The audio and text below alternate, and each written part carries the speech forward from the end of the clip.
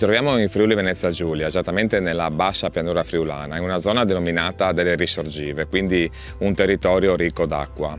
Nel 2006 il Comune di Rivignano ha adottato uno strumento urbanistico molto importante, che è quello di istituire in questo territorio il Parco Comunale dello Stella. Da lì è nato subito l'ente gestore comunale che tutelava e gestiva le attività di promozione di questo territorio.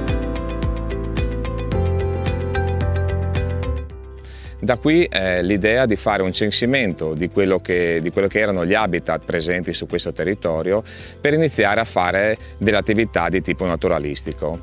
E da qui appunto nasce l'idea di aderire ai progetti LIFE Natura 2000 e quindi partecipare a un bando europeo per poter ottenere delle risorse economiche per poter sviluppare un progetto molto ambizioso. Un progetto che voleva andare a trasformare delle zone agricole di agricoltura intensiva in boschi umidi alluvionali, perché proprio questo è l'habitat che in questo territorio riuscivamo a trovare con estrema tranquillità.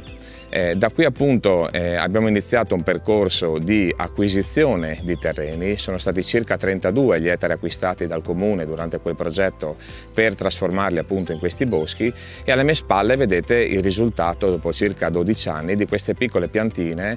che sono state prodotte interamente sul nostro territorio. Infatti il progetto prevedeva anche la possibilità di realizzare un piccolo vivaio forestale dove a inizio progetto i nostri dipendenti comunali hanno raccolto il materiale vivaistico, quindi hanno raccolto i semi dalle piante presenti sul nostro territorio, sono state piantate all'interno delle seminiere e poi per circa 3 anni trapiantate, quindi fatte crescere all'interno dei vasi fino a portare a un'altezza circa di 1 metro, 1,20 m. Una volta poi creati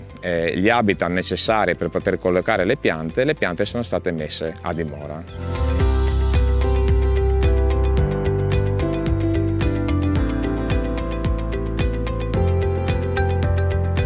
Uno dei problemi che noi abbiamo trovato lungo il nostro percorso era quello di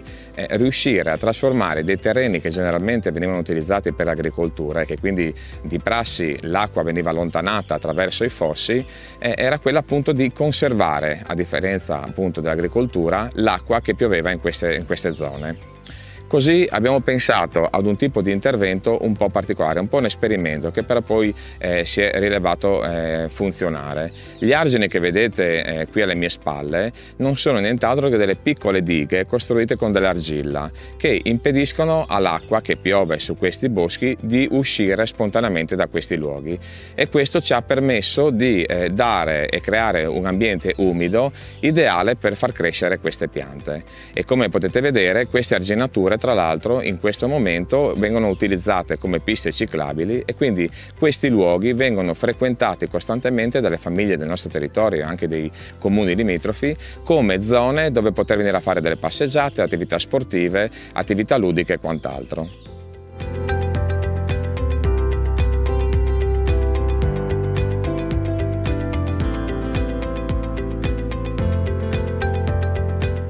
Considerato che in Europa l'habitat 91 è 0, quindi l'habitat target che noi abbiamo applicato qui a Rivignano è in via di estinzione, in quanto quasi tutti i fiumi d'Europa sono stati arginati per motivi